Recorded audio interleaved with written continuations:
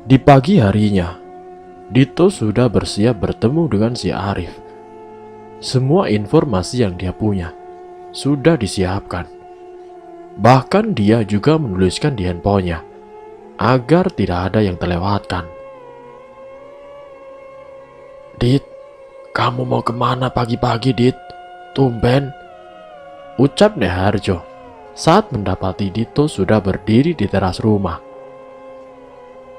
"Olahraga, Nek. Sudah lama Dito tidak jogging. Lihat saja, perut Dito sudah mirip dengan Pak De Marwan," ucap Dito sambil mencubit-cubit perutnya. "Kerempeng gitu kok dibilang mirip dengan Pak Demu. Tidak sehat kamu, Dit," ucap Nenek Harjo.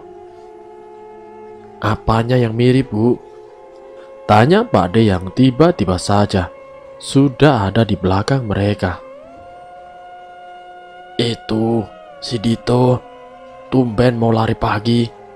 Katanya sekarang perutnya sudah mirip punyamu," ucap Nenek Harjo. Dito hanya menyengir melihat Pak De yang mulai membelai perutnya. "Dito jogging dulu ya," ucap Dito yang langsung menyalami nenek dan juga Pak De-nya. Tidak mau berlama-lama dengan obrolan yang tidak jelas. Sesampainya di ladang, kabut masih terlihat cukup pekat. Beberapa warga juga terlihat sudah beraktivitas. Celingukan Dito mencari sosok Arif. Benar saja, laki-laki itu sudah duduk santai di gubuk dengan sebatang rokok di tangannya. "Rif, sapa si Dito." "Sudah, langsung saja. Kita tidak punya banyak waktu. Semalam tiba-tiba saja aku mendapatkan firasat yang kurang baik," ucap Arif tanpa basa-basi. Mendengar itu langsung saja Dito menceritakan semua kejadian yang ia alami. Bahkan soal budenya juga dia ceritakan. Tak peduli dengan aib keluarga. Toh jika semua ini adalah perbuatan wanita itu, Dito justru berharap dia segera ditangkap dan masalah ini selesai. Arif mendengarkan dengan tekun. Sesekali tampak dia mengerutkan alisnya. "Kita ke tempat Pak Dirman sekarang, mumpung masih pagi," ajak si Arif. Bergegas mereka berdua pergi ke arah desa. Beruntung kabut masih tebal. Sempat mereka tidak menemukan rumah yang Nek Harjo cirikan. Namun dengan kemampuan Arif, akhirnya mereka menemukan rumah yang dimaksudkan. Terlihat kondisi rumah itu sama seperti milik Bok Sarmin, tapi sedikit lebih baik. Dari kejauhan nampak seorang bapak-bapak yang sedang menyapu halaman. Melihat itu Arif berjalan mendatangi laki-laki tua tersebut. "Assalamualaikum, Pak. Benar ini rumah Pak Dirman?" tanya si Arif. Laki-laki itu menatap Arif dan Dito dengan pandangan yang aneh. "Waalaikumsalam. Kalian siapa?" ucapnya. Arif segera menjelaskan siapa mereka dan juga maksud kedatangannya. Saat mendengarkan tentang tujuan mereka, buru-buru laki-laki itu menarik tangan Arif dan meminta mereka untuk masuk ke dalam rumah. "Maaf sebelumnya, Pak. Mungkin ini akan membuka luka lama. Seperti yang Bapak tahu, beberapa waktu lalu ada kejadian yang membuat kampung ini gempar. Dan kami mendapat informasi dari Nek Harjo kalau dulu juga pernah ada kejadian yang mirip sekali dengan kematian Ningsi," ucap si Arif saat mereka sudah duduk di ruang tamu milik Pak Dirman. Dito memperhatikan sosok laki-laki tua yang ada di depannya. Terlihat tidak begitu nyaman. Entah karena memang dia mengingat sosok mendiang anaknya, atau memang kedatangan mereka yang tidak dia inginkan. Sejenak Pak Dirman tidak menjawab Arif. Dia sibuk membuat rokok tembakau. "Kejadian itu sudah lama sekali terjadi. Namun aku masih ingat setiap detail peristiwa yang membuat hidupku menjadi berantakan," kata Pak Dirman.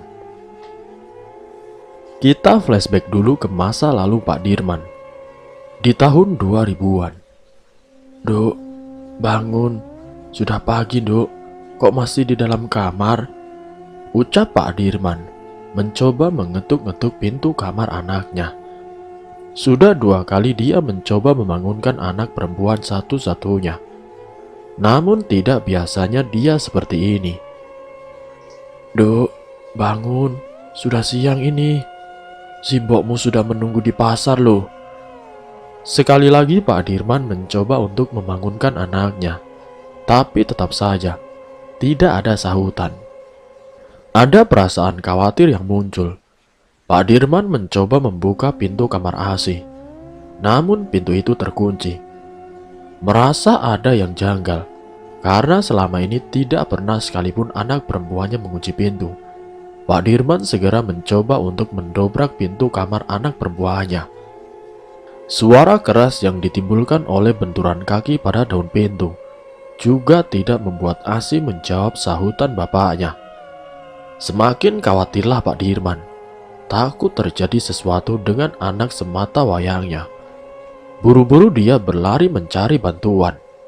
Dipanggilnya tetangga dekat rumahnya untuk membantunya mendobrak pintu tersebut. Perlu beberapa waktu sampai pintu kamar Asih terbuka. Betapa terkejutnya Pak Dirman. Dia menjerit sejadi-jadinya. Asih sudah bersimbah darah di atas kasur. Posisinya tertidur, namun kakinya mengangkang, bagai orang yang sedang melahirkan.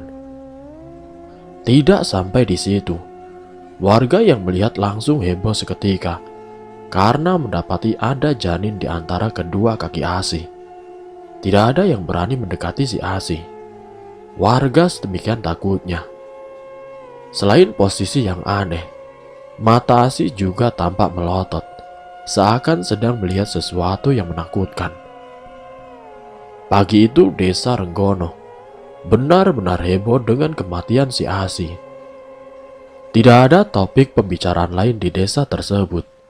Semua warga telah mengetahui kematian Asih yang begitu sangat mengenaskan. Saya kaget, Bu. Tidak menyangka kalau Asih anak yang pendiam itu ternyata hamil di luar nikah. Ucap salah seorang ibu yang sedang berkumpul di depan pos ronda. Ya, namanya manusia, Bu. Pasti juga ada khilafnya. Sebenarnya bukan masalah dia sudah hamil atau belum, tapi kondisi jasadnya benar-benar mengerikan. Dan ucap salah satu laki-laki yang ada di sana. Dia celingukan dan mengecilkan suaranya. Saya dapat kabar kalau ari-ari si jabang bayi telah hilang.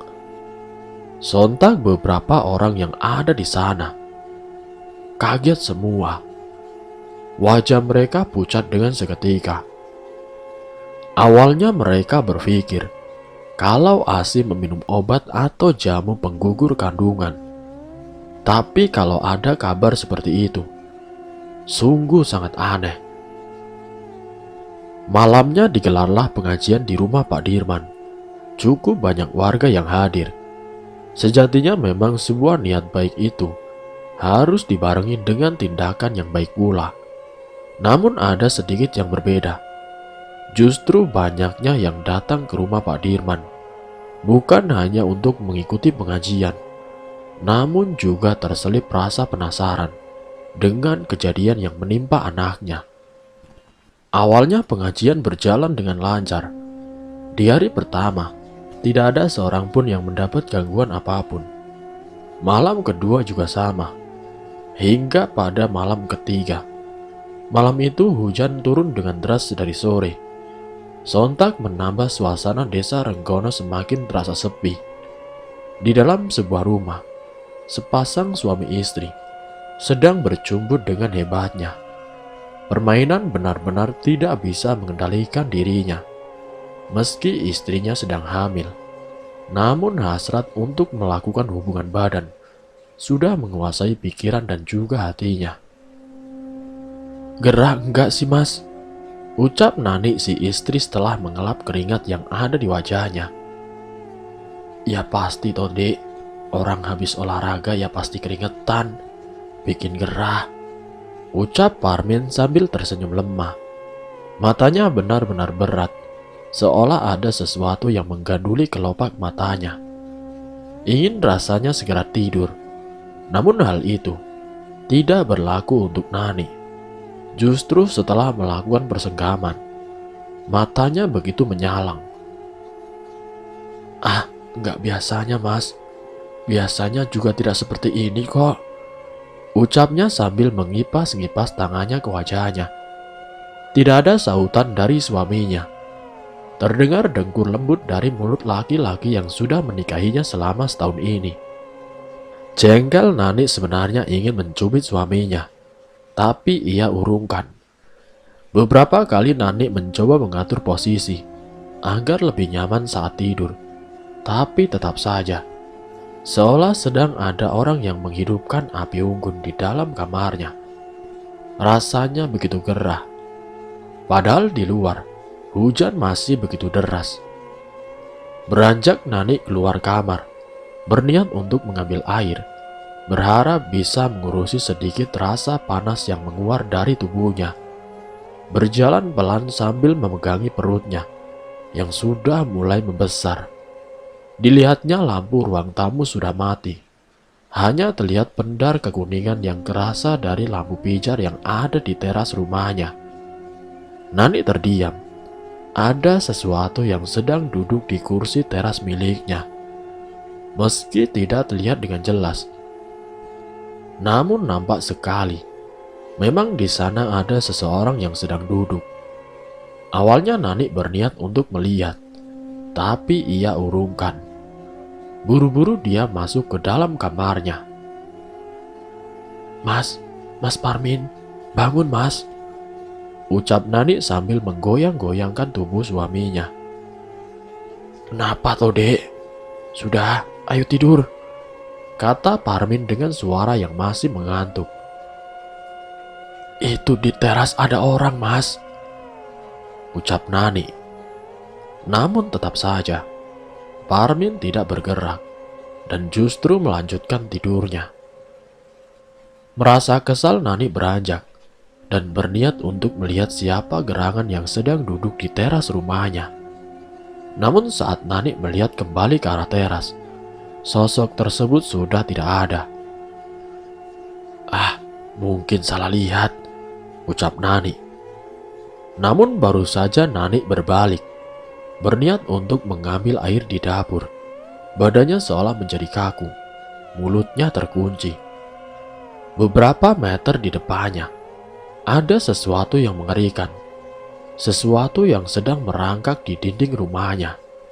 Bukan, itu bukan merangkak, tapi seperti orang kayang dan berjalan menggunakan tangan dan juga kakinya.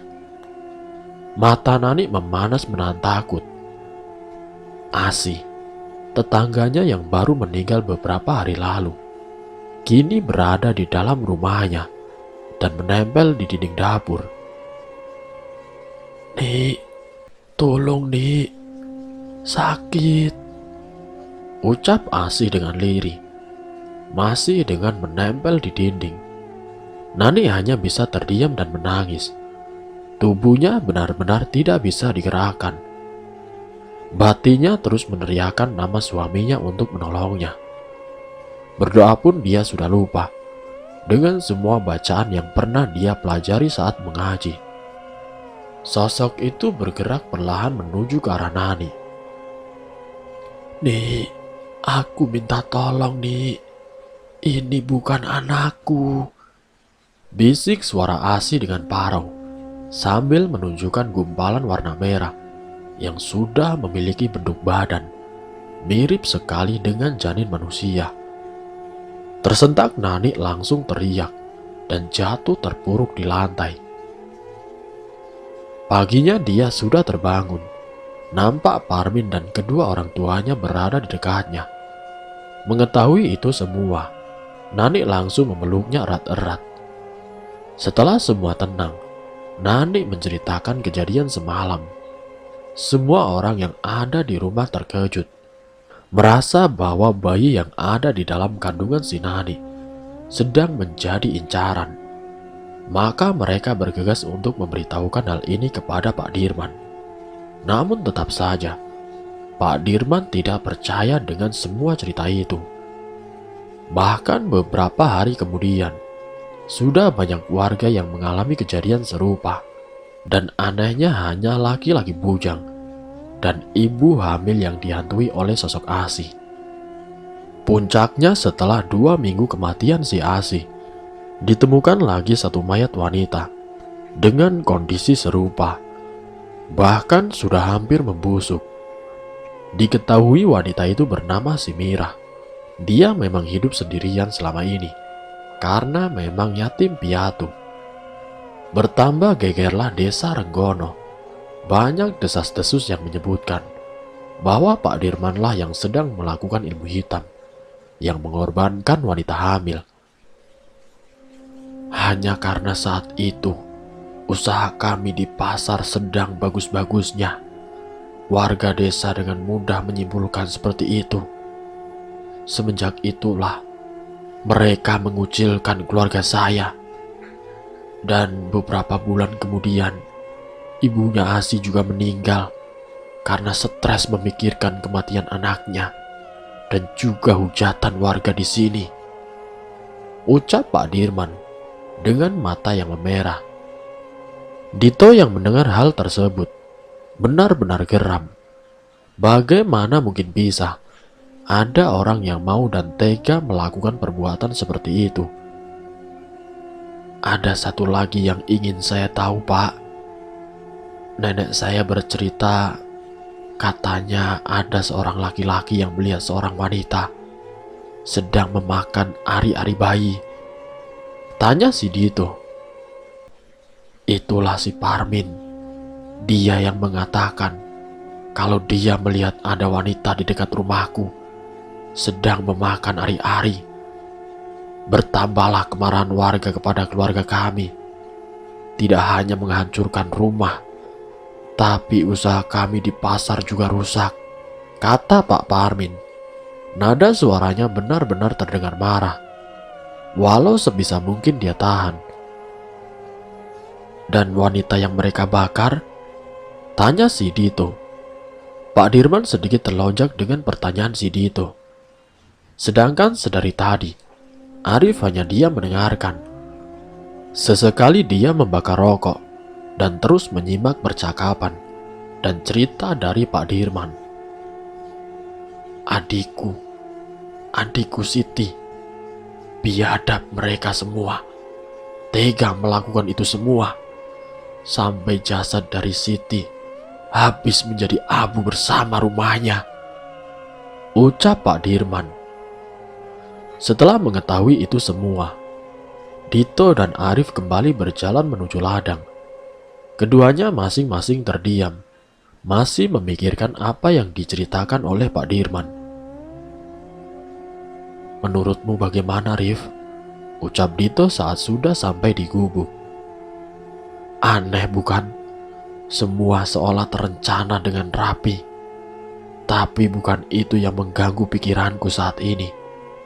Jika Pak Dirman memang pelakunya, untuk apa dia menunggu selama ini dan mulai melakukan ritual baru? Terlebih dengan ceritamu soal wanita misterius itu yang mengatakan kalau tumbal lainnya sudah disiapkan, ucap si Arif. Dito menghela nafas. Pikirannya semakin kacau. Kalau memang bukan Parmin melakukan itu semua, berarti ada orang yang sengaja menjebak Pak Dirman dan juga Parmin. Dan sudah jelas, berarti masih akan ada wanita yang akan menjadi tumbal, serta laki-laki yang mungkin saja itu adalah aku, ucap si Dito dengan nada getir. Sekarang yang harus kita cari tahu adalah calon tumbal dari orang ini, ucap si Arif. Tatapannya menerawang jauh. Sebatang rokok terjepit di antara dua jarinya. Hembusan demi hembusan asap putih dia keluarkan dari mulut dan juga hidungnya. Bagaimana caranya? Ucap Dito. Itulah yang sedang kupikirkan. Aku sama sekali tidak punya petunjuk, kecuali tentang Bude dan Pade serta Pak Amar. Malam ini kita amati lagi pohon tua itu. Aku akan menunggumu di ujung desa, ucap Arif dan segera beranjak. Dito yang mengerti, hanya bisa mengikuti. Toh memang ini juga demi keselamatannya. Sepulang dari ladang, Dito hanya mendapati keberadaan Nek Harjo dan juga Mbok Sarmin. Nampak Nek Harjo sedang mengajari Mbok Sarmin untuk merajut. Hal yang memang sudah menjadi kebiasaan Nek Harjo. Hampir setiap tahun, Dito selalu mendapatkan kiriman sweater rajutan tangan neneknya. Pak D dan Bude kemana, Nek? Tanya Dito saat sudah duduk di ruang keluarga. Lah ya pastinya di ladang, Tole. Memang kamu tidak ketemu. Kalau budemu sedang pergi ke pasar, ucap Nek Harjo. Dito yang sedari tadi berada di ladang, tidak melihat batang hidung padenya. Namun dia juga tidak menaruh kecurigaan berlebihan. Bisa saja Pade Marwanto sedang mengantar Bude Ija ke pasar.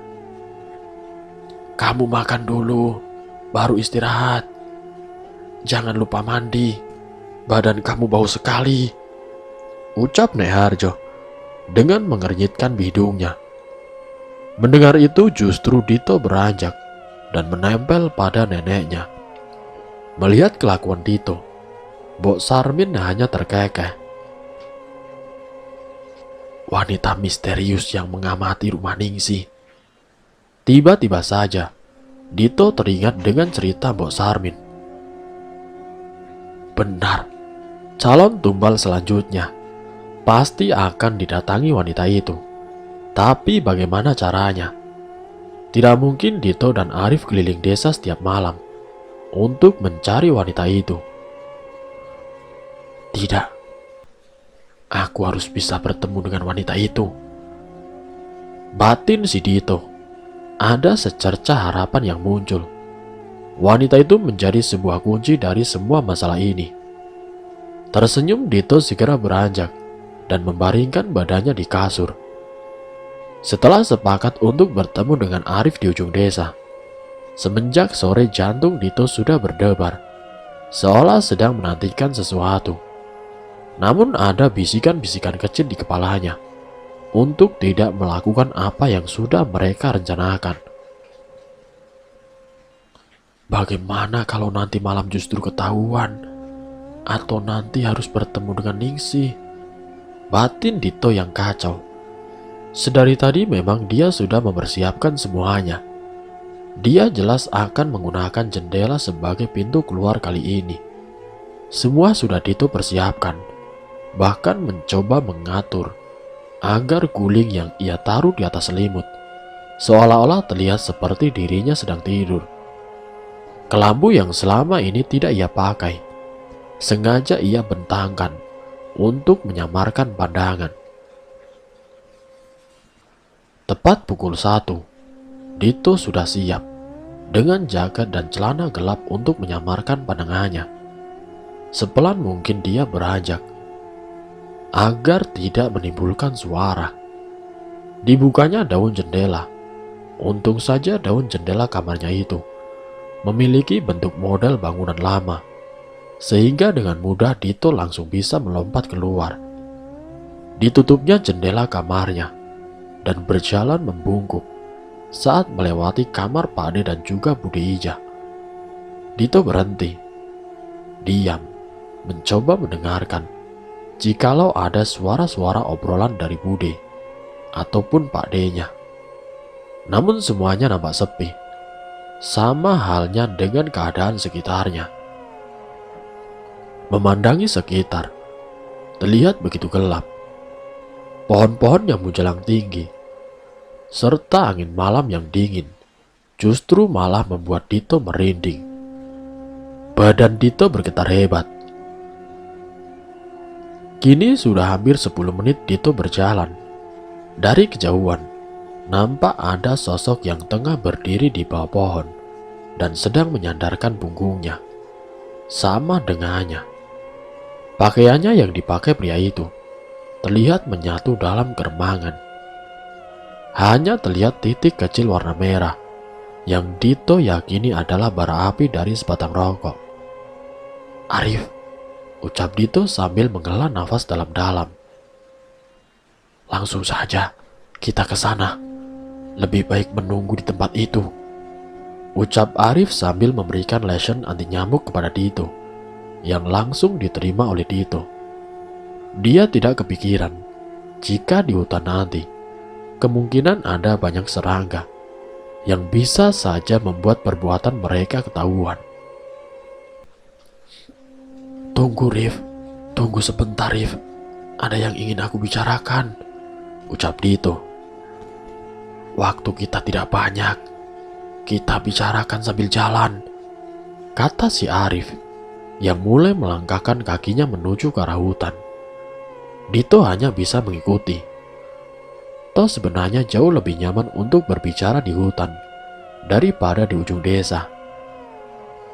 Berjalan beriringan, tidak ada satupun ucapan yang keluar dari bibir mereka. Semakin jauh masuk ke dalam, detak jantung Dito juga terasa semakin cepat. "Gila, kemarin aku malam-malam kesini sendirian," batin Dito yang justru heran dengan kelakuannya waktu itu. "Kau ingat dengan wanita yang kukatakan kemarin, Rif?" tanya si Dito saat mereka sudah mulai masuk ke dalam keremangan pohon. "Wanita yang mana?" tanya Arif sambil masih berjalan menapaki jalan setapak. "Wanita yang kutemui, yang memberitahukan kalau akan ada tumbal lainnya," ujar si Dito. "Kenapa dengan dia?" kata Arif yang mulai penasaran. "Tidak ingatkah kau dengan cerita Mbok Sarmin? Kalau malam-malam sebelum kematian Ningsi, dia selalu memperlihatkan dirinya. Dan kemarin dia memberikan entah itu petunjuk atau wejangan. Aku tidak tahu. Tapi bukankah itu aneh?" ucap Dito yang terus saja mencoba mengimbangi langkah kaki Arif. Arif berhenti tiba-tiba. Nampak sekali dari raut wajahnya, dia sedang memikirkan sesuatu. "Benar, ada yang aneh. Kenapa tidak terfikirkan olehku?" ucap Arif. "Benar kan? Aku hanya berpikir kalau wanita ini tahu sesuatu. Aku tidak tahu. Apakah saat dia berada di depan rumah Ningsi sedang memberikan peringatan atau justru sedang menandainya?" ucap si Dito. "Kalau dia sedang menandai sesuatu dan menampakkan dirinya kepada seseorang, bisa dibilang orang itu jadi tumbal selanjutnya. Begitu maksudmu?" tanya si Arif. Dito tersenyum kecut mendengar pertanyaan dari Arif. Dia tidak menyadari kalau buah pikirannya justru mengatakan kepada pertanyaan baru. Beberapa kali Dito melihat wanita itu, bahkan bertemu dengannya langsung. "Tapi aku hanya berpikir kalau wanita itu adalah kunci dari semua kerubutan ini," ucap Dito dengan lirih. "Kita pikirkan itu nanti, Dit. Setelah malam ini," ucap Arif yang mulai berjalan kembali. Sudah beberapa lama mereka berjalan menyusuri jalan setapak. Dito sudah melihat pohon besar yang menjadi saksi perbuatan bejat budenya. "Rif, yakin kita mau melihat ritual itu?" ucap Dito yang berjalan di belakang Arif. Arif langsung berhenti tiba-tiba. Sontak membuat Dito yang berjalan di belakangnya harus menghindar dengan melompat ke samping. "Kalau memang ritual yang mereka lakukan seperti apa yang kamu ucapkan, lebih baik kita di dekat sini saja, Dit. Aku juga tidak mau menodai mataku dengan melihat adegan yang diperankan budemu," ucap Arif dengan tampang sedikit aneh, seolah ada sesuatu yang sedang tertinggal. "Aku bilang juga apa, Rif?" ucap Dito yang langsung mengedarkan pandangannya ke sekeliling. Namun berbeda dengan Arif. Langsung saja dia menyibak semak-semak. Arif terus saja berjalan menuju ke dalam keremangan pepohonan. Dito tidak langsung mengikuti. Ada perasaan untuk menunggu. Sekali lagi dia mengedarkan pandangannya. Beberapa kali menatap ke arah jalan yang barusan dia lalui. Takut-takut kalau ada orang yang sedang berjalan ke arah mereka. Namun saat dia melihat ke arah pohon, tiba-tiba saja ada segelebat kain putih yang lewat beberapa meter di depannya. Bulu-bulu halus yang ada di tubuh Dito langsung meremang hebat. Tanpa pikir panjang, Dito langsung melompat dan berlari menuju ke arah Arif yang sudah beberapa meter jauh di depannya. "Ngapain kamu lari-lari?" ucap Dito keheranan. "Ada kain terbang, Rif. Sudahlah, mendingan pulang saja yuk," ucap Dito ketakutan. Nafasnya masih memburu. Jantungnya berdetak begitu cepat. Bahkan keringat mulai membanjiri tubuhnya. "Sudah, tenang. Dari tadi aku juga melihat mereka. Lihat saja di belakangmu. Ada pocong dengan kain lusuh. Mukanya banyak sekali koreng dan juga mengeluarkan belatung. Belum lagi baunya. Coba saja kalau tidak percaya," ucap Arif dengan muka polos. "Ah, bangsat kamu, Rif," ucap Dito yang langsung saja menempelkan badannya dekat-dekat dengan Arif. Melihat itu justru Arif hanya terkekeh. Memang benar sedari masuk ke dalam hutan, dia sudah melihat penunggu yang ada di sini. Seketika Arif menyinggol Dito dan memberikan gestur tangan di atas bibirnya. Jelas memintanya untuk diam. Dito yang masih ketakutan tidak bisa konsentrasi, sehingga tidak menyadari kalau ada suara-suara yang mendekat ke arah mereka. Setelah Dito diam dan mendengarkan, benar, memang terdengar sayup-sayup suara langkah kaki dan juga obrolan lirih. Lambat laun suara langkah kaki itu semakin terlihat jelas. Dito benar-benar berharap itu bukan budenya. Semoga itu adalah orang lain.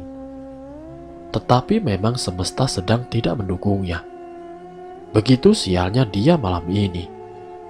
Jantungnya terasa berhenti berdetak. Tubuhnya melemas. Tatkala yang Dito lihat, justru malah membuat dirinya semakin drop. Bude Ija dan Pak De Marwanto sedang berjalan beriringan. Persis sekali menggunakan pakaian yang semalam Dito lihat. Ingin rasanya Dito keluar dari tempat persembunyiannya dan lalu melabrak mereka. Tetapi tidak ada keberanian untuk melakukan itu. Justru rasa penasaran dalam hatinya membuncah semakin kuat. Ingin sekali Dito mengetahui apa yang akan dilakukan dua orang keluarganya ini. "Sudah, Bu, di sini saja. Sudah kamu pastikan tidak ada orang yang mengikuti kita, kan?" ucap Pak De Marwanto dengan lirih. "Sudah, Pak. Tadi sebelum kesini sudah Ibu cek semua. Orang rumah sudah pada tidur," ucap Bude Ija. Kejadian selanjutnya, Pak De Marwanto mulai membakar kemenyan dan dupa. Telinga Dito sungguh merasa menderu. Emosinya benar-benar meluap. Orang yang dia hormati ternyata bersekutu dengan iblis. Sungguh sangat menjijikan. Terlihat kini Pak De dan juga budenya tengah bersimpu. Dia mengeluarkan sesuatu yang tidak bisa Dito lihat dengan jelas. "Nyai, aku datang lagi. Aku persembahkan darah ayam hitam ini untukmu," ucap Pak De Marwanto dan meminum sesuatu dari sebuah wadah yang ia pegangi. Muak dengan apa yang dia lihat, Dito langsung menundukkan pandangannya. Entah apa yang terjadi. Tubuh Arif tiba-tiba tersentak. Dito yang kaget langsung menatap Arif. Nampak sekali raut wajah Arif yang begitu panik. Kepala Arif bergerak dengan cepat, menoleh ke arah belakang. Ada apa, Rif? Ucap Dito dengan pelan. Ayo kita pergi. Jawab Arif yang langsung saja menarik tangan Dito. Tidak bisa langsung bergerak cepat. Mereka berdua mengendap-endap, layaknya seorang maling. Terus saja berjalan menembus semak-semak. Dito masih merasa heran dengan apa yang sedang dilakukan temannya. Di sana ada orang lain selain kita berdua, ucap si Arif saat sudah menjauh dari pohon besar, tempat Pak Ade dan Bude sedang melakukan ritual. Kita pulang, jangan sampai ada yang melihat kita. Kabut ini akan sedikit menghalangi pandangan, ucapnya dan langsung berjalan ke arah rumah Pak Kades. Dito yang terbawa suasana ikut panik. Yang ia ketahui, ada bahaya yang sedang mengancam mereka berdua. Dito berjalan setengah berlari menuju rumah Nek Harjo. Selain memikirkan perkataan Arif, dia juga takut kalau tiba-tiba setan Ningsih jatuh di depannya, seperti malam kemarin. Membayangkan saja sudah ngeri, apalagi harus dikagetkan dengan benda yang jatuh, tapi bisa merintih kesakitan. Bergidik Dito langsung tunggang langgang, mempercepat langkah kakinya. Sesampainya di depan jendela kamar tidurnya, Dito langsung saja memanjat masuk. Astaga, ucap Dito sambil mengatur nafas. Tubuhnya merosot dan bersandar pada dinding. Dipejamkan kedua matanya, merekam setiap kejadian yang baru saja ia lihat. Perasaan Dito begitu kacau, tidak menyangka kalau laki-laki yang bersama Bude adalah Pak D-nya sendiri. Meskipun mereka pasangan yang sah dan boleh melakukan hubungan suami istri dimanapun, tapi kenapa mesti harus menggunakan ritual seperti itu? Merasa pikirannya begitu penuh, Dito buru-buru mengambil rokok dan korek yang ada di kantung celananya. Dito terus berpikir, apa yang harus dilakukan? Sialnya bukan mendapat jawaban, malah teringat dengan mantan kekasihnya, Dinda. Sungguh ingin sekali Dito menceritakan semuanya kepada wanita itu. Andai kamu di sini, Din, ucap Dito mengucek matanya yang merah. Dito berdiri dan segera mengganti pakaian yang ia kenakan. Buru-buru ia membuka pintu kamar dan beranjak menuju ke toilet. Namun baru saja Dito menutup pintu toilet, ia mendengar ada suara bisikan yang merambat masuk ke dalam telinganya. Sudah, cepat masuk kamar, ganti pakaian dulu. Jelas sekali, suara itu berasal dari Pak D Marwanto. Bukannya malah diam, Dito justru mengambil air dengan gayung dan menyiramkannya ke dalam toilet. Seketika suara itu berhenti. Hanya sayup-sayup ada suara pintu kamar yang ditutup. Bude sudah masuk kamar, batin si Dito. Dito menunggu beberapa saat, berpura-pura terus mengguyurkan air ke dalam toilet. Dirasa sudah aman, Dito bangkit dan membuka pintu kamar mandi. Dito kira Pak Ade Marwanto sudah beranjak, namun ternyata laki-laki itu masih duduk di amben dengan rokok yang terjepit di kedua tangannya. Loh, Pak D, tumben jam segini sudah bangun, ucap Dito mencoba mengatur mukanya sepolos mungkin. Iya Dit, Pak D sakit perut. Mana kamu lama sekali lagi? Sudah 2 kali Pak D bolak-balik ke kamar masih saja belum selesai, ucapnya sambil terus menghisap rokoknya. Aduh, maaf Pak D, Dito juga sakit perut. Mungkin karena sambal buatan nenek tadi sore, ucap Dito sambil mengatur mukanya, tampak seolah sedang merasakan perih di perutnya. Dito sebenarnya sudah tahu kenapa Pak D-nya menghisap rokok begitu sering. Jelas dia sedang menyamarkan bau amis dari darah ayam yang ia minum. Menahan rasa mual, Dito pun segera pamit dan beranjak menuju ke kamarnya. Dito terbangun dengan keadaan yang benar-benar masih lelah. Menggeliat, dilihatnya jendela kamar juga sudah ada yang membuka. Nampak jelas di luar sedang mendung. "Dit, bangun, makan dulu Dit." Terdengar suara Nek Harjo yang mengetuk-ngetuk pintu kamar Dito. Menengok ke arah jam dinding, ternyata sudah sore hari. Berarti Dito sudah tidur, hampir 12 jam lebih. Namun entah kenapa, matanya masih terasa begitu lengket. Iya Nek, sebentar lagi," sahut Dito dengan masih menggeliat, merenggangkan tubuhnya.